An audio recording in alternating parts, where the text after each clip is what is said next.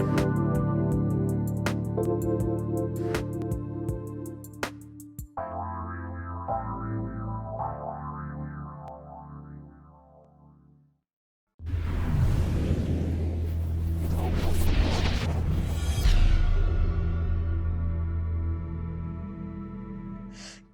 morning, everybody. Welcome to Shades of Spirits. Every time that intro comes in, Spiritwalker Nicole shakes her head because it was just like an off the cuff.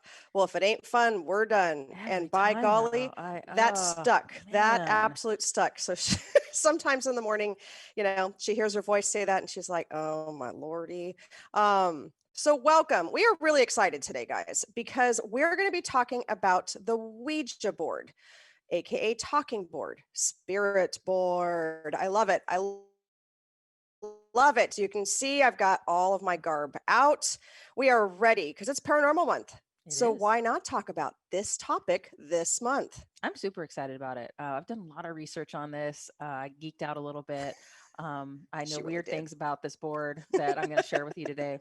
But unfortunately, our scheduled guest had a family emergency and can't join us today. But Jamie, as you know, we're learning that's what happens when you have a live show. We just have to roll with it, and the show must go on, and that's okay because I think it's a fun show.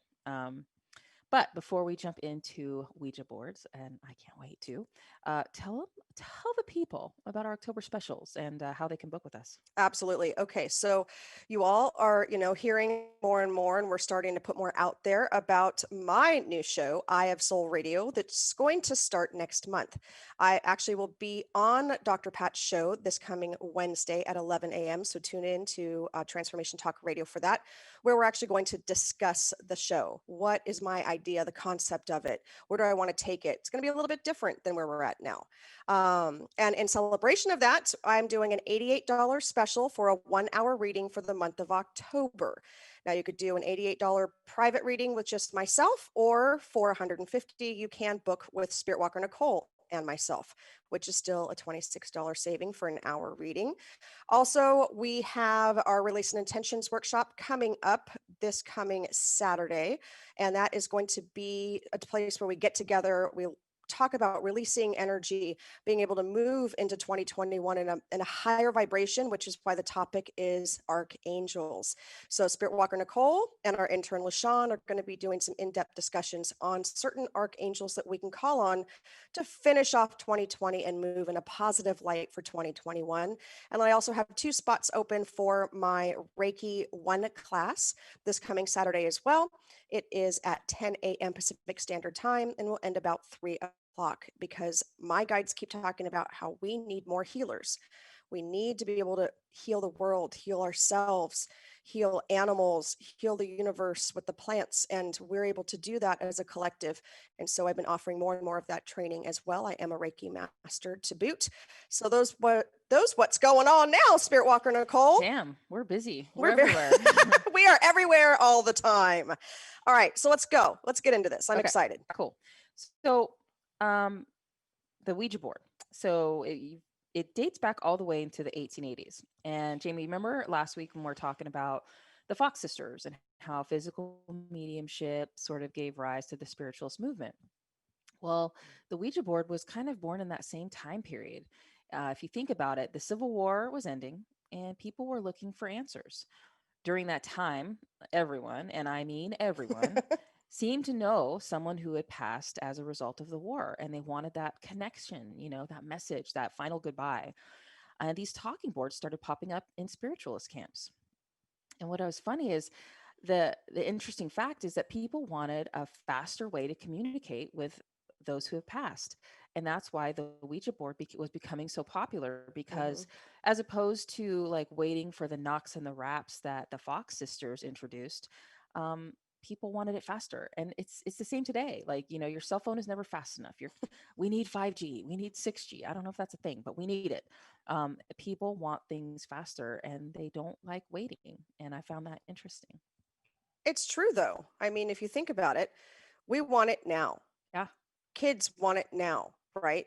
And what happened to those days where we had a pager, right? I mean, that evolution was just so not even in our forefront of our mind back then.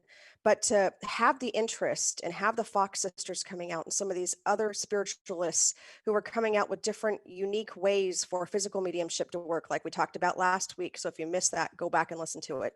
Um, we want to be able to just sit down and do it, Mhm. right? And so they were able to capitalize on this new tool, if you will, for connecting, for divining. So the original Ouija board, which is pretty funny, in the advertisements, they started appearing in about 1891 around the country and were priced at, get this, guys, $1.95. Which I bet was a kind of a lot back then, I know. if you think about it. And for a game or a tool or a toy, however people were seeing it, $1.95, right?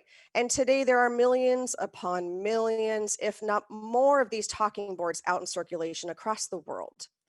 Yeah, and if you think about it, I mean, if you go these boards date back into the 1800s. It stands to reason that I mean, there's still you can still walk in almost anywhere, jump on Amazon and get one of these.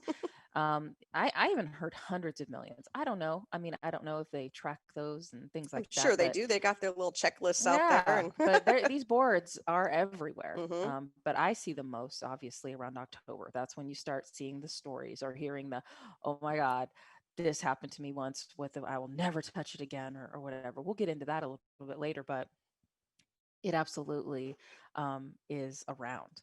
Um, the, this is a fun fact. I really enjoy this fun fact. and that the term Ouija is it's like the brand name. It's hmm just a brand. But it actually there's a good story behind it. If you guys geek out as much as I do about it, you can go find where. But the that term actually is reported to mean good luck. So it's like a good luck board. Um, and I read that the first boards were made. This is what it said.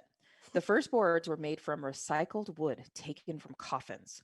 And I thought, oh, that's so creepy. Wow. And then I thought, wait a minute. How does that happen? Are they saying that like they're making coffins and the wood that is left over they're using, or are they like implying that like they're digging up coffins to use I mean, and so it's weird because you hear those facts and you think that's awesome, and then you think ew, and like but if you just accept it, oh, it's made from coffin wood. What does that even mean? That just sounds scary. It is. That's intriguing to people, right?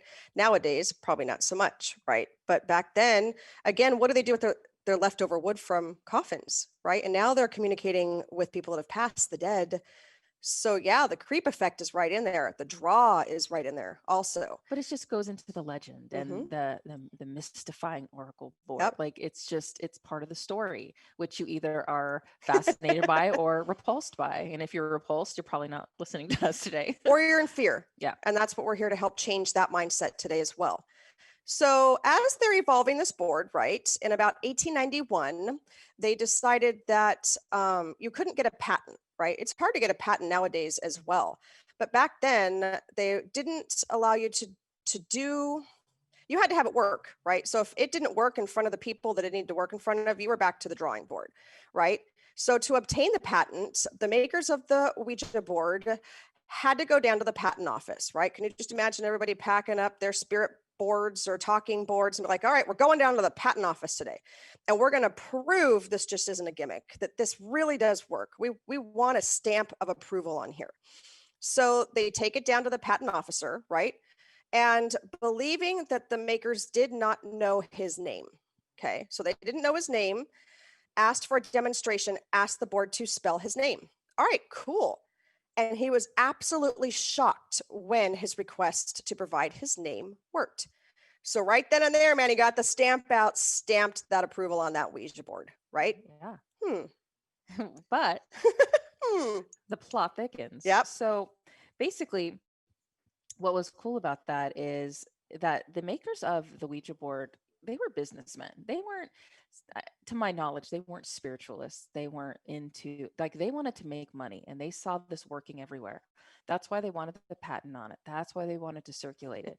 They got lawyers involved. So Oh one yeah. of the people that went down with the makers of the board was a lawyer. And it would stand to reason that he was prepared. He knew who he was going to be speaking with, hmm and so that's why when that story comes out, it's like a lot of people are like, well, wait a second, he knew who he was talking to. So it's always part of that story, which I like. It's like it adds to the legend. But it was reported though that that patent officer freaked out Like it scared him. Would you not, though? I mean, Yeah. if somebody's over there like, all right, let's see if this works. In his mind, he's thinking, I don't see how this is going to work. I need hardcore proof. And now all of a sudden they're putting their hands on that planchette and it starts moving to spell out his name. I would be taken back as well. Yeah. He probably didn't know what hit him, but and it's just funny that like in those days you had to prove that worked. Okay, let's do it. Let's go. And then they did that. And, you know, so much money was on the line and they Hmm. weren't stupid and I don't know. And It's just following cool. the Fox sisters, being behind that transition, right? People were starting to see this as being something truthful, reliable, interesting, intriguing. So, yeah, absolutely. They're going to be over there like, oh my goodness, this just happened, right? I can't believe that this just happened. So now what we're going to do when we get back from break is we're going to start talking about why were the boards even used, right? How did this come about? Why were they being used? You guys can catch us on Shades of Spirit LLC on Instagram and Facebook. And you can check out our website right now at shadesofspirit.com, but stay tuned because in the next couple of weeks we are rebranding, which we cannot wait to unveil. We got to do kind of a sneak peek at it yesterday. Absolute beautiful work. So thank you so much, Dr. Pat, for you and your team and putting in that time to kind of rebrand us. There might be some new banners coming out. Lots of really cool things coming up for Shades of Spirit here. But when we get back, let's talk about why were boards even used, and we'll see you after this break.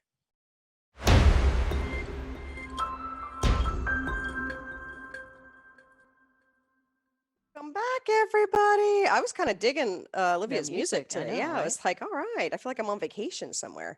You know what I like about the Ouija board? I mean, just like in the preparation for it, it's because part of what like Shades of Spirit is about learning about all different types of things Hmm. and finding people that are passionate about certain topics. But what I found is I didn't even know how interested I was in this until I started Right. researching. And I mean, there's like, our head scheduled guest, Robert Murch, he is the founder of the Talking Board Historical Society, and I got on their website and I was watching their videos and things like that. And there's like this whole thing that I didn't know anything about. And I love that. I love learning new things about it, but how interesting the history is behind these Hmm. boards. And it's not, it's so easy to just go, oh yeah, I'm not interested in that. I don't want to know about it. But like and it's on movies, it's on TV, it's dates back to the Civil War. For Yep. God's sake, that is so cool. And even if you're not, if you need, even if you don't want to use one, knowing the history of it and the things, the stories that are attached with it is fascinating to me. But I'm a history person too, so I was into it. Well, we love research. Yeah, Yeah, because it's more to that story than what I had at a slumber party when I was 13, yeah, you exactly. know? And it's just like the development, how it's changed, and how people try to, tweak it, and it's so interesting. Um, Also, when I was doing my research, when you go back into those 1800s Hmm. times, um, I found that it was quite common, these boards, because Hollywood hadn't told anybody that it was scary yet. So it was quite common to like to go to somebody's house and like the whole family had the board out and was just playing with it. And I'm thinking, oh my God. I'm like, can you imagine like cruising into somebody's house? It's like 1895 and you're like, hey, what's up? And like, oh yeah, come play on our Ouija board. Like, what would you do? That's fun because I have kids. So can you imagine, like, out of my game selection for the kids, here's Battleship, here's Monopoly, oh, here's a card game. Or, ladies and gentlemen, we're going to break out the Ouija board for dinner tonight and we're all going to just divine and speak with grandma. I can't Yeah. imagine like pulling this off your shelf. Right. And this is one of those, original looking boards here that Hasbro. This is on the aisles with mixed in board games, Yeah. checkers, Ouija board, Monopoly, anyone? Right? I'm pretty sure that if I busted this out, even to this day, our friends and family would be like, "What the hell are you people doing?" Right? They would all just slowly back out the back Yeah. door, and if, that's a great way, folks. If you would like to have someone that you're not quite close with anymore, they're just driving you crazy to back out of your house, grab that Ouija board when you answer the Oh door. yeah. You don't want to sit next to Uncle Bob at Thanksgiving. Here's your solution. What's interesting about that is that we actually, with our release intentions workshops, have been doing these for years. And a couple years ago, had the whole house decorated for Halloween. Okay, one of my favorite holidays, and that's why Paranormal Month is so much fun for me, is because it all goes hand in hand. And I had this beautiful tray, like a serving tray, and it was a Ouija board, right? It had the alphabet and the numbers and the yes, no, but you use it to serve things on. So it wasn't like I was going to divine on it, though I probably could have. Maybe we should get that out. But I had it displayed along with the other stuff, and we all sit down, and there was probably 18, 20 of us at the circle. And all of a sudden, a good friend of ours, which I've gone to school since like first grade, like we go way back, and she's very into the stuff as well. But there is a sense of fear, underlining fear in a lot of the metaphysical world, paranormal, some of the spirit stuff. And she looked over and she looked at me and she looked over and she goes, we are not doing that tonight, right? I mean, she was so like You're like, you mean eat cookies? panicked. Yeah, I was like, I'm gonna serve you a drink and a cookie on this later for snack time. But that was like when I could see the fear still within the last year or two behind even just the notion that we might be doing something freaky with this divining tool, right? And before Hollywood even told us this, that this was bad, that this was negative, that you're gonna, summon evil and all of those other things, they were using this and they were using it without any of those issues, at least that we know of or recorded. Yeah, it was something like that the whole family could gather around the Mhm. table and have a good time with and kind of just, I don't know. I'm just gonna guys, I'm just gonna carry this under my arm when I head to Thanksgiving this year and be like, all right, opening up. No, like, yeah, the day before things, carry that into Target and just like have your mask in the Ouija board. The aisles will clear.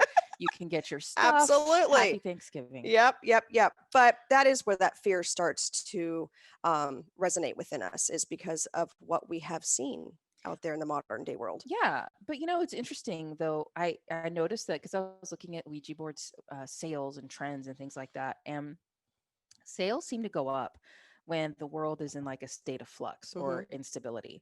So, obviously they became popular post Civil War. And then sales like during World War One, the Great Depression, any sort of like economic instability, sales go up. And I think it's because people, when stuff like that, they turn to outside sources for answers, and that's Right? why. And I don't know if that has anything to do with people being fearful, because it's like the world's turning upside down. It would stand to reason that Ouija board sales are up now, like with the pandemic and people being stuck at home. That would be an interesting thing to know. Absolutely. Hasbro, are you listening? Can you let us know before the end of the show? Thanks. Call us in, Hasbro. Yeah. Um, Yeah, no. And if you think about like the 1960s, right? So now we're going to fast forward a little bit in the timeline, right? So everybody's got these around the dinner table. We're in the late 1800s. We're having, the patent approved on it. And now all of a sudden, come the 1960s, the Catholic Church was not necessarily all about these boards anymore, right? No, they sort of put the brakes on this. Mm-hmm. Obviously the tumultuous 60s and all the things going on. I think some groups were trying to kind of get a grip on society and be like, okay, no, no, no, we're going to reel this in a little bit. Um, and like you and I weren't around in the 60s, but if you talk to people that were, like you might hear stories that start with, "Oh yeah, I played that at a slumber party." Or, "Yeah, my brother hid that board under his bed with his rock and roll records." Mm-hmm. Or what, it became this taboo thing. Not to the extent that it would the next decade, but in that it was sort of becoming a, yeah, I don't those no, no, we're not going to use those. And that's when the religious sort of sect started saying, "No, these not cool." Exactly. Religion can really dictate to us what is and what isn't acceptable in people's lives. We've seen this from as far back as we know in time until the current day, until the present day. I mean, that's where we're at in the future, right? And so even today, I'll have clients that do readings, right? Parked in their car, or they might do it somewhere else, or, and it's hard now because of COVID and the pandemic going on, but they'll make sure that they schedule it, on their way home from work. They might tell somebody that, that lives in the home with them, oh, I'm just going to go have dinner with a friend, and they're coming for a reading, because families still don't always believe in mediums, or wouldn't understand the need for someone else to have a reading based on your religious background and what the belief systems are.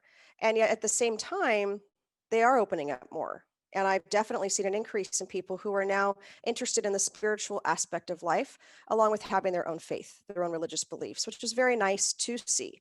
But if you can imagine, somebody still today wanting to kind of hide that interest and that belief within themselves, I can't imagine what was going on in the 60s when it was all of a sudden taboo for these boards. And then how did that trickle down to other religions and other people's, views on this type of modality?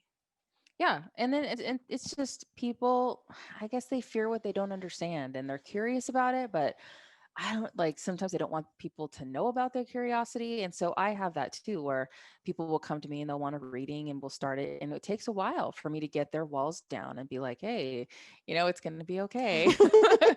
Breathe. Yeah, it's just about explaining how the process works and how the message is. And a lot of the things at the end of the reading, they're like, I'm so glad I did this. I was so scared. Hmm. I was scared that you were going to tell me something scary or something that I didn't want to know or whatever it is. So it's just like, it's that curiosity. Absolutely. And sometimes it takes people a while to let down their walls because they're scared of something that we may say, or they're scared of what their spirit teams are seeing for them. I know that when I've opened up and used this board, I call in my spirit team and I Mm. call in for that reinforcement. And so being able to empower my client to take in that knowledge and just be open, right? And allowing themselves to be in that space, same kind of principle goes with something like the Ouija board. And we're going to get more into that after the break about that. We're going to get more on, back on topic of, I can't wait to explain the instructions that came with the Ouija board, because you guys are going to just giggle if you have not been, if you've not opened up one and actually read the instructions, because it cracks me up. So when we get back from break, we'll start out with that. I also want to remind you guys that we teach intuitive and mediumship development classes. We do one-on-one classes right now, and from time to time we offer group ones. And it's a safe place for you to tune into our energy and we tune into yours. We work with your spirit team and we help you move back into alignment with the energy that you are meant to be traveling with and on during this path of your journey. And we get to kind of tune in. So if you have interest in the spirit realm, and as growing up as a child, you could hear things and every so often see something out of the corner of your eye, and you want to start learning more about those, whether you want to be a psychic medium or you just want it for your own benefit, we do offer those classes and those workshops. So you can check us out on Shades of Spirit LLC on Facebook or our Facebook page, shadesofspirit.com. And after we get back from this break, I'm going to read you some instructions on how we're going to use the Ouija board. We'll see you in just a few.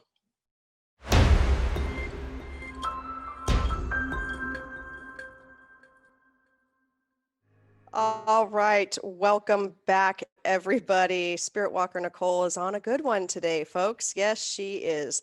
We're not gonna. We're not even gonna say it. Okay. She's asking our producer about the language that we can use on the show, because if you guys know us, this is very hard for us to keep ourselves in some sort of Contained. contained environment with what comes out. And so now we're learning that we really don't have to. So you all better watch out because it's going to be a whole new show. But now that we are back from break, let's get back on topic. So I want you guys to picture this. Oh, wait, they can ask questions. If you have Oh, yeah, questions, yeah. pop them into Facebook. We're going to try to answer them all before we go. But yeah, sometimes people don't love calling in and asking stuff. So if you happen to be in a safe place that you can type us some questions. Today's a good day for typing Yeah. questions. Okay. So picture this, you got this Ouija board, right? You're like, yeah, let's open it up. So you open up that plastic cover that's on it. You take off the lid of it, right? Woohoo. Now, of course, I don't have the instructions in this anymore because, well, that would be funny. Actually, they have a how to play on the back of it, okay? And how does it work as well. So on the back, you can actually get that. So you pull out your board, right? Got my board, got my planchette, I'm ready to go. How do I play this game, right? So that's interesting. Now you're like, okay, well, let me find the instructions, right? All these board games have instructions, either on the box or supplied with them. So you pull out the instructions. You're like, all right, everybody, listen up. I got the instructions to our game. Let's go. Now, these are purposely vague and leave a lot of room for interpretation, right? And that was the part that made this game fun. So listen to this. Got my instructions out. All right, Spiritwalker Nicole, let's sit down. Let's play the Ouija board game. Let's do this. Let's connect with the divine. Let's talk to my grandma. Here's the instructions. The Ouija is a great mystery, and we do not claim to give exact directions for its management. Neither do we claim and guarantee that with reasonable patience and judgment, it will more than satisfy your greatest expectations. Those are the best instructions I have ever heard. Could you imagine if they did that with Monopoly? No, I know, but it's like they're saying, here's a bunch of random and mysterious shit. Figure it out on your own. Good luck. Thanks for playing. Yeah. Right. And even on the back of the box, it says how to play. Sit opposite your partner with the board between you and your fingers lightly touching the message indicator, also known as a planchette, right? One of you asks a question. Now concentrate very hard on the matter at hand and wait for the indicator to move and begin to reveal the answer through its message window. Right. So I can just imagine people sitting there like, all right, I got my message window. Now that's why these have the hole, right? So you've got message window. I like to go off the tip, but that's cool. Yep. Just keep your mouth shut, Spiritwalker Nicole. And then it also says, if nothing happens at first, try asking another question, right? And it'll tell you yes, no answers to questions. But that's all you get out of this divining tool. And yet this is probably the most feared board game you will ever come across. Oh, hands down. Maybe Absolutely. Jumanji. Next to I don't know. Jumanji I will get the Ouija board out before I open up that Jumanji game that I just found on the sand on the beach. It's not happening for me. But yeah, so that's how that started, right? That's the instructions.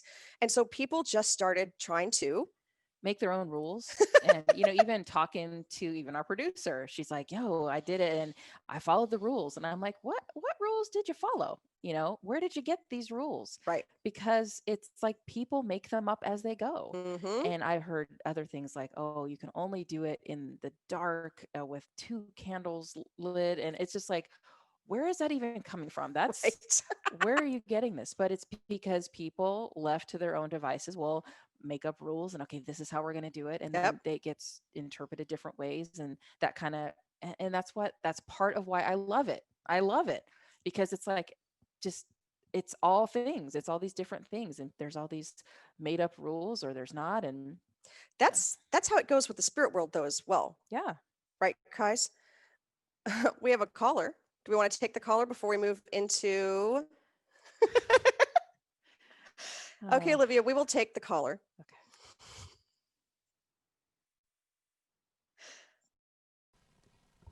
And we have Dr. Pat Basili from Seattle. Dr. Pat, oh, this is we take this caller. The boss. You're on with Jaime and Nicole. Hey. Good morning. Give me my Ouija board. I can send you one for $49.95. I love this one right here. My God. I absolutely love this particular Ouija board. Absolutely stunning. All, I love you They're not guys. just those really generic ones. They're awesome. awesome. Yeah, it really is art as well. Yeah. How are you, Dr. Pat? So, I'm excited for you guys. I mean, I'm excited, and I hope you don't mind the couple of changes I made on your website over the weekend. A lot of things going, and here's the thing I want to ask you. Let me ask you this about the Ouija board, can I? Yes. Once upon a time, a witch friend of mine said to me, you, Vasily, here's the deal. Vasily, you, don't ask a question you don't want the answer to. And I thought, well, why would I ask a question I don't want the answer to? And I think this is a question for both of you, both Spiritwalker Nicole and you, Psychic Medium Jaime. Sometimes we ask questions that are not the question. And the Ouija board, in my experience, is so much smarter than a fifth grader. It's going to give you some you-know-what, starts with an S, that maybe you don't want.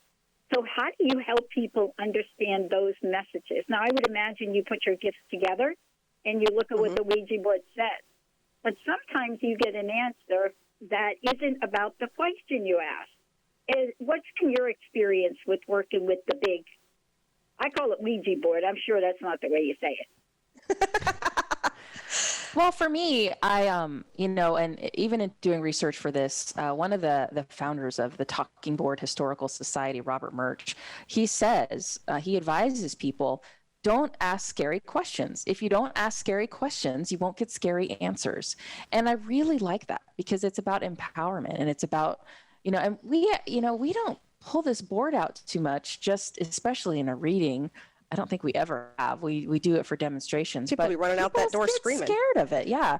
And so when it comes to the questions, it's about being responsible, knowing who you're with, making sure that you guys are all on the same page, and not asking those questions. This kind of goes hand in hand with one of our Facebook questions is when using the Ouija board, sometimes even, like you said, Dr. Pat, you ask one question, but you're getting a different answer. Or what happens when you're getting a message and the letters are hard to decipher. And you're like, okay, so I've got somebody writing out the words that are coming through, but I'm not quite sure what they mean.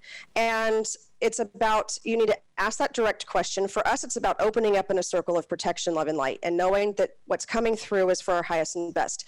Can something else come through and kind of mess with us? We've had that happen before, right? And don't believe everything the board says. And we don't, because we rely on our energy as well. And like you said, for us, it's about using those mediumship gifts and connecting with what's coming through. We ended up shutting a session down because it started switching it and switching the letters, and it wasn't asking our questions, and it was trying to spell something out to us to just kind of intimidate us, and we felt the energy in the room shift. And so what we tell our clients as well when we're doing this in a group setting, an empowerment setting, teaching them about this tool, because that's all it is a piece of wood with the alphabet and numbers on it, a yes, no, and the word goodbye. Are we scared of a piece of wood and a piece of plastic? Only if we give it its power. So when we do that, we teach them. Feel the energy around you. Understand what's happening. If it's spelling out something that you're uneasy with, then you go ahead and you close it down.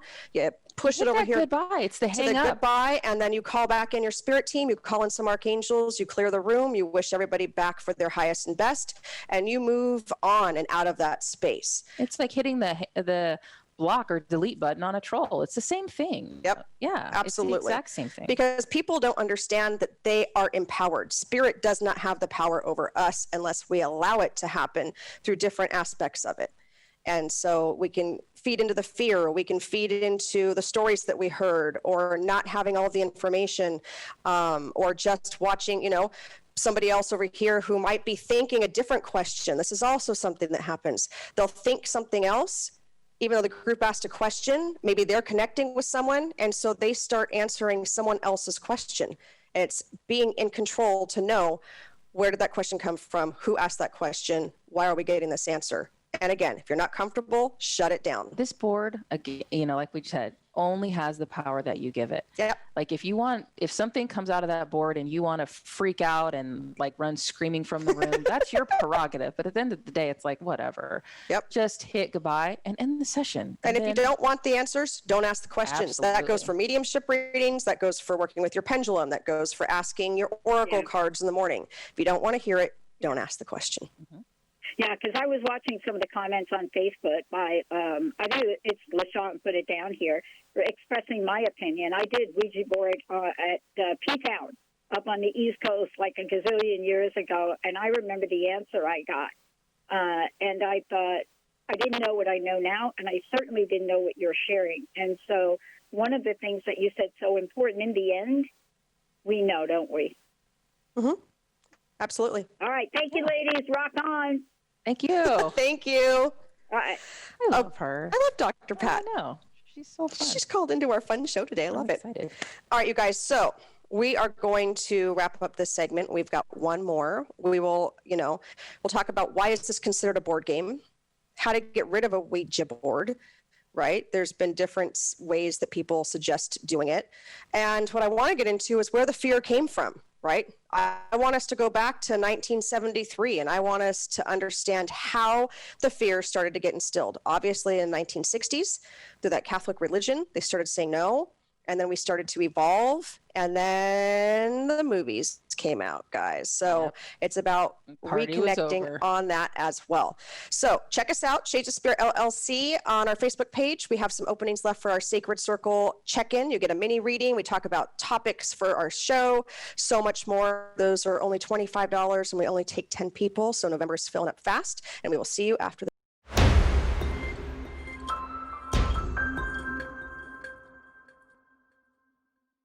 Welcome back, you guys. I cannot believe we were just talking about how fast this hour goes and how much information. We could talk about this for days and days and days. Mhm. So don't be surprised when we have another episode on the Ouija board, and we'll just continue this whole entire conversation because it is so interesting, so intriguing. We want to thank Dr. Pat for calling in and, stealing the last segment. I mean, really, she just, her question was really what we were going to talk about. That's fine. It's fine. But we do want to talk about a couple more things. And that is from our perspective, from our research, and just us watching movies, right? And growing up in the 70s and 80s, how they can impact our view on a piece of, is this even board? It could be plywood, right? Plastic, yeah.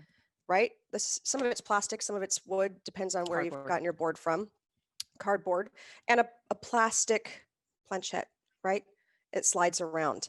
So I want you to take us back to 1973. Let's go. Let's go back to 1973 and the release of the movie that would change the course of history for the Ouija board, hmm The Exorcist. Um, Jamie, how like some movies have the power to have like lasting impressions in people's minds. Like Psycho, it was the shower scene. Yeah. Exorcist, Ouija board. Like this this movie, like this is how I think the Ouija board got a bad rap, and Hollywood took it and just ran with it. hmm But Ouija boards have been seen in so many TV shows and movies and since then, but it's always in like this sort of negative, taboo, scary thing. It's nice to see, though, that a lot of these TV shows and movies now are consulting people like Robert Murch Mhm. because his extensive knowledge on this since, the 90s, really. Mhm. And the family that he was able to go back to and talk to, and just doing all of that, they get a better understanding and an empowerment session with him as well on what this board is all about. But listening to him talk about it is what made me so interested because when you Right. listen to people that are passionate about it, it makes you interested. And so just some of his interviews and videos are so good. And He just captivates you. Yeah. So I actually met him on the USS Hornet at a Nick Groft event, and there were several other people there, and we got to actually do the tour with them, and they each had different rooms of the ship. And in the beginning, it's a meet and greet part, and to see people drawn to him and to hear him talk about empowerment over fear with this particular modality was very inspiring, absolutely inspiring, especially for me, because as a medium, I didn't touch this board until I was 40, because I still had the fear going back to what I saw in 1973, yeah, right? and he's got thousands of boards. He takes them on planes. Can you freaking imagine walking by like, yeah, would you like some? Oh, okay, like peanuts, and we're talking to. So okay, yeah, I just keep walking. Like, but that's so cool. That makes him so interesting because he doesn't care. Exactly. And Hollywood makes it scary, So I mean that's where it's at. So if you think about these type of things, people started burning their boards. Churches across the country condemned them, and there was an uproar about it. And, I even had a board removed. So in answering that question, for me, honestly, what is the proper way to remove a board that you no longer want to use? It's like any other modality. It's like we had a client who had a pendulum that just did not resonate with her, and we ended up doing a trade for it. And we worked with that pendulum's energy. For the Ouija board, I was taught, so this actually happened. I was given one as like a birthday gift. And I was like, oh, I am never using this thing. So when I finally moved, someone else threw it away in the dumpster for me, because I was always told, don't throw away your own Ouija board or things are going to happen. And I believed it. I believed it. So I didn't actually do it. How freaking crazy is that I gave my power over to this, Yeah. right? And let the fear from that movie, and knowing that I already talked to spirits and communicate with them and that I'm empowered, I still held on to that. But you can still, what's cool is with Robert Murch and his Talking Board Historical Society, TBHS, if you're interested in it.com, they will take the boards off your hands. But what they do ask is that you write the story, and they're going to do like a whole like display or museum type thing with allegedly cursed boards and the stories behind them. And I'm like, that's Yep. so cool. It's awesome. Yeah. But And it's about fear it and it's is. empowerment and just if you guys take nothing else away, like this is nothing. Be responsible with it, just like anything else. Be Yeah, responsible when you drive a car. When you do anything else, just but don't be scared of a plastic board. And know the people that you're with, and if you get bad vibes from them or whatever, don't play with them. But this is a absolutely. game. This is just like when we're paranormal investigating, right? And we use all sorts of tools, which we're going to talk about next week, to catch EVPs, pendulums, dowsing rods, K2s, REM pods. I'm connecting with those people on the other side. And from time to time, we might get out a Ouija board with it just being, us out somewhere to get those messages across. But also remember, sometimes the messages aren't going to come through clearly. Mhm. So we did have a question about what happens if it starts spelling words that you're like, I don't know, this doesn't make any sense. Why is the E in front? And now we've got an R and an N in here. One time we did a test, and you could also do this as well. I know you're supposed to keep your fingers on the planchette, but if you stay connected and you have one person writing, this does work. Okay, it's really cool. This is coming from our own perspective, right? But I wrote down all the words that we were getting and the nonsense words that we were getting. And guess what? I decided that I wanted to see if all of the letters on my paper would make a sentence or make a message for us. So I spent another hour, and I'm not very good at those mixed up words where it says rain and it's on the kids menu for a restaurant and they're over here trying to figure out what those mixed letters are, right? And so I took the time to get the message through. Now we were actually connecting with a past family member, so we knew that energy coming in, but I shit you not. We had miscellaneous letters throughout, and I had an entire page. I used all of the letters that made words for the message of the question that we were asking, down to initials of names that people would be called. It gives me the chills still. So sometimes don't think that those miscellaneous words are just spirit miscommunicating. Other times it is. Spirit is using that as a divining tool. So their energy is trying to help us manipulate this around, right? And so sometimes they do have a hard time of being able to spell things out.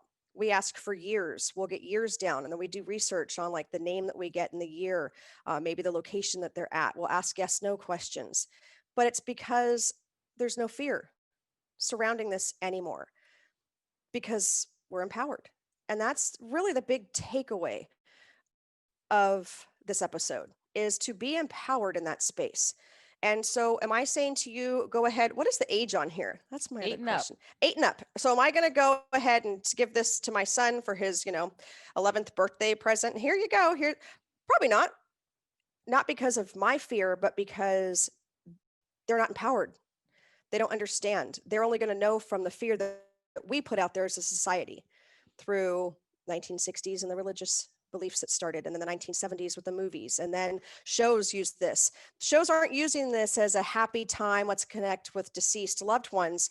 They're using it in episodes that are dark and scary. Not all, but we need to be re-empowered in this space and know that this could be a really cool tool to use if you're opening it the right way, if you're closing it down the right way, and if you're connecting with your own team the right way. And just at the end of the day, don't ask scary shit.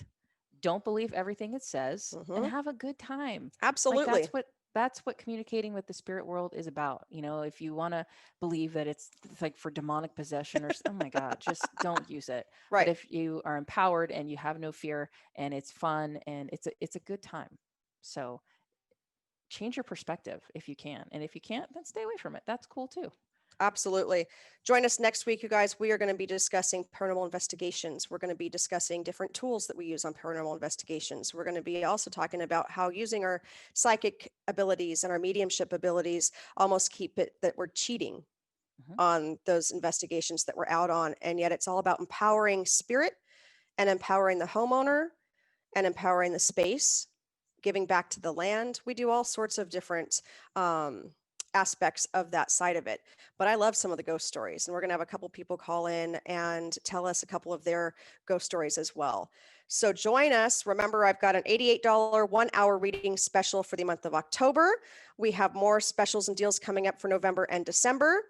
Join us at Shades of Spirit LLC on Facebook and Instagram. Follow us on Transformation Talk Radio as well. Thank you all for joining us, and we will leave you with blessings for a wonderful week. Thank you, you guys. Bye.